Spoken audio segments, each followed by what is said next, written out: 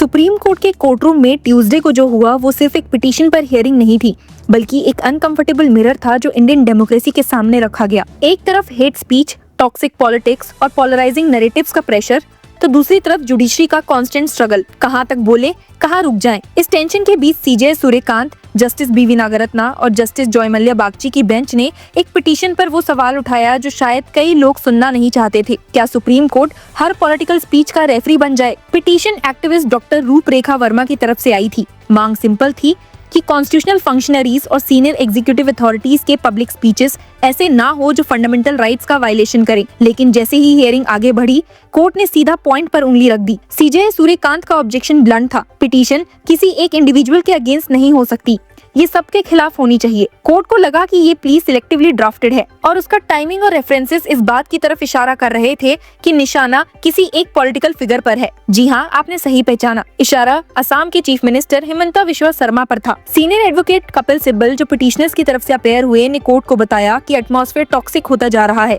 उनका कहना था, we need to do something, only your lordships can do something. लेकिन सीजे कांत ने तुरंत ये परसेप्शन चैलेंज कर दिया। उन्होंने कहा, selective chosen few here, it should be against all. उनका मैसेज क्लियर था कि अगर कॉन्स्टिट्यूशनल मोरालिटी की बात करनी है तो सबके लिए एक जैसे स्टैंडर्ड्स होने चाहिए, वरना कोर्ट को पॉलिटिकल रेफरी बनने का इल्जाम झेलना पड़ेगा। इसी बैकग्राउंड में असम के चीफ मिनिस्टर हिमंता बिस्वा शर्मा का नाम कोर्टरूम के एटमॉस्फेयर पर छाता रहा। चाहे बेंच बार बार कह रही थी कि कोर्ट किसी इंडिविजुअल को टारगेट नहीं करना चाहती, एक दिन पहले ही सुप्रीम कोर्ट ने उन पिटीशंस को एंटरटेन करने से मना कर दिया था जो चीफ मिनिस्टर शर्मा के एलिज्ड हेट स्पीचेस पर एफआईआर और एसआईटी की मांग कर रही थी। उन पिटीशनर्स को कोर्ट ने सीधा गुवाहाटी हाईकोर्ट जाने को कहा था। ट्यूसडे की हियरिंग में भी सीजे कांत ने याद दिलाया, we did not entertain one plea yesterday too, we said one has to follow the boundary of constitutional morality. यहीं से हियरिंग का टोन सेट हो गया। कोर्ट का रिलक्टेंस क्लियर था। ना तो वो एक ही चीफ मिनिस्टर के स्टेटमेंट्स को सुप्रीम कोर्ट लेवल पर माइक्रो मैनेज करना चाहती थी, ना ही एक ऐसी पिटीशन एंटरटेन करना जो पॉलिटिकल न्यूट्रलिटी का इंप्रेशन लूज कर दे। सीजे कांत ने कहा, withdraw this, file a simple plea on what conditional guardrails have been laid down and how it's violated by political party. मतलब पहले से जो लॉ एंड गाइडलाइंस एग्जिस्ट करती हैं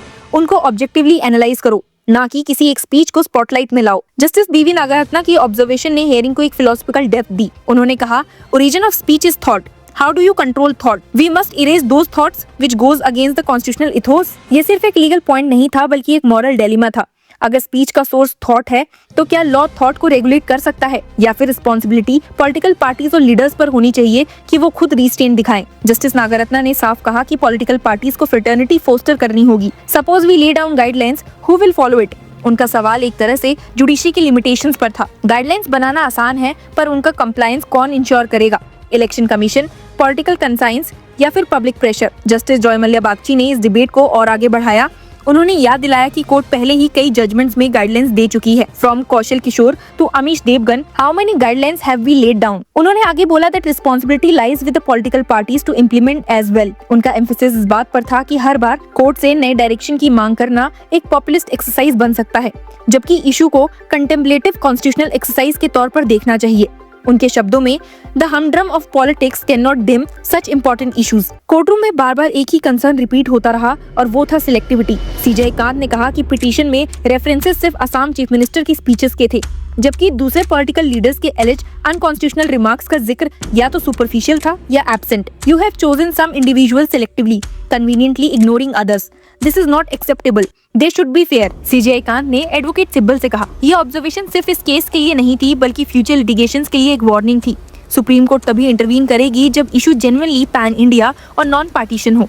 एडवोकेट कपिल सिब्बल ने कोर्ट के कंसर्न्स को समझते हुए पिटीशन मॉडिफाई करने का एश्योरेंस दिया। उन्होंने कहा कि रेफरेंसेस डिलीट कर दिए जाएंगे और फोकस सिर्फ कॉन्स्टिट्यूशनल प्रिंसिपल्स पर होगा। सीजे कांत ने भी एक्नॉलेज किया कि पिटीशनर्स एमिनेंट पर्सन्स हैं और इशू सीरियस है। We are inclined to entertain the petition, we are eagerly waiting that somebody will come before us objectively and with impartiality. मतलब दरवाजा बंद नहीं हुआ, लेकिन एंट्री के लिए कंडीशंस क्लियर कर दी गई। हियरिंग के दौरान एक और प्रैक्टिकल प्रॉब्लम हाईलाइट हुई और वो थी मॉडल कोड ऑफ कंडक्ट की। एडवोकेट सिब्बल ने बताया कि कई प्रॉब्लमैटिक स्पीचेस इलेक्शन अनाउंस होने से पहले दिए जाते हैं, जो बाद में ऑनलाइन सर्कुलेट होते रहते हैं। इलेक्शन कमीशन ऑफन एक्ट नहीं करता क्योंकि स्पीचेस टेक्निकली इलेक्शन पीरियड के पहले हुई होती हैं। इसीलिए उन्होंने मीडिया और ऑनलाइन प्लेटफॉर्म्स के लिए भी गाइडलाइंस की बात उठाई।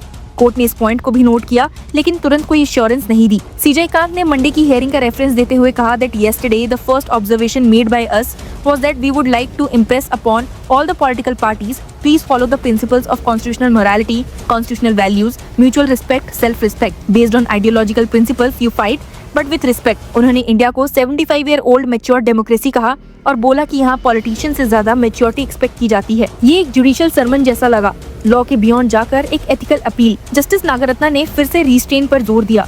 She said there should be restraint from all sides. Advocate Kapil Sibal ने तुरंत एग्री किया और बोला एब्सोल्युटली विदाउट डाउट। लेकिन यहीं पर वो अनकंफर्टेबल साइलेंस भी थी कि अगर रिस्ट्रेंट वॉलंटरी है तो जब पॉलिटिक्स पोलराइजेशन से चलती हो, क्या लीडर्स खुद ही रुक जाएंगे? आसाम चीफ मिनिस्टर के केस का शेडो इस पूरी हियरिंग पर रहा। पिटिशनर्स ने उनके एलिज रिमार्क्स, मियां मुस्लिम्स, फ्लड जिहाद, लव जिहाद और वोटर्स को इलेक्टोरल रोल से हटाने की बातें का डिटेल रेफरेंस दिया था। साथ ही दूसरे स्टेट्स के एग्जाम्पल्स भी थे, जैसे कि उत्तराखंड चीफ मिनिस्टर के लैंड जिहाद रिमार्क्स, यूपी सीएम के उर्दू लैंग्वेज सपोर्टर्स पर कमेंट्स, यूनियन मिनिस्टर्स का मुस्लिम्स को इन्फ्लिटेटर कहना और नेशनल सिक्योरिटी एडवाइजर के हिस्टोरिकल एवेंज हिस्ट्री स्टेटमेंट्स। लेकिन कोर्ट ने इस कंपैरेटिव लिस्टिंग को भी केयरफुली देखा और यही पूछा, अगर सब प्रॉब्लमेटिक है तो फोकस सिर्फ एक पर क्यों? अल्टीमेटली बेंच ने मैटर को एडजर्न कर दिया। एडवोकेट सिब्बल को 2 हफ्ते का टाइम दिया गया कि वो नई, न्यूट्रल और प्रिंसिपल बेस्ड पिटीशन फाइल करे। मैसेज क्रिस्टल क्लियर था, सुप्रीम कोर्ट स्पीच रेगुलेशन पर डिबेट से भाग नहीं रही, लेकिन वो पॉलिटिकली मोटिवेटेड या कैजुअली ड्राफ्टेड पीस को प्लेटफॉर्म भी नहीं देगी। इस हियरिंग का सिग्निफिकेंस सिर्फ इस केस तक लिमिटेड नहीं है, ये जुडिशरी और पॉलिटिक्स के बीच एक फाइन बैलेंस का रिफ्लेक्शन है। कोर्ट ये मानता है कि हेट स्पीच और अनकॉन्स्टिट्यूशनल रिटोरिक डेमोक्रेसी के लिए जहर है, लेकिन साथ ही ये भी जानता है कि अगर हर पॉलिटिकल कंट्रोवर्सी सुप्रीम कोर्ट के दरवाजे पर आएगी तो इंस्टीट्यूशन का रोल डिस्टॉर्ट हो जाएगा। जस्टिस बागची के शब्दों में ये इशू इंपॉर्टेंट है, लेकिन अप्रोच वेग नहीं हो सकती। आखिर में सुप्रीम कोर्ट ने कलेक्टिव मॉरल अपील छोड़ी। पॉलिटिकल पार्टीज को फ्रेटर्निटी फोस्टर करनी होगी, इलेक्शंस आइडियोलॉजी पर लड़ने होंगे, लेकिन म्यूचुअल रिस्पेक्ट के साथ। कोर्ट ने लॉ की बाउंड्रीज याद दिलाई, लेकिन डेमोक्रेसी के लिए असली टेस्ट जुडिशरी से ज्यादा पॉलिटिक्स का है। क्या पॉलिटिकल लीडर्स कॉन्स्टिट्यूशनल मोरालिटी को सिर्फ कोर्टरूम के सरमन्स में सुनेंगे या ग्राउंड पर भी अपनाएंगे? ये सवाल अभी खुला है और शायद इसीलिए सुप्रीम कोर्ट ने इस हियरिंग में जल्दी में कोई गाइडलाइन नहीं लिखी, बल्कि सिस्टम को एक बार फिर सेल्फ इंट्रोस्पेक्शन का मौका दिया। आपको क्या लगता है, क्या इस पिटीशन से कुछ बदलाव आएगा?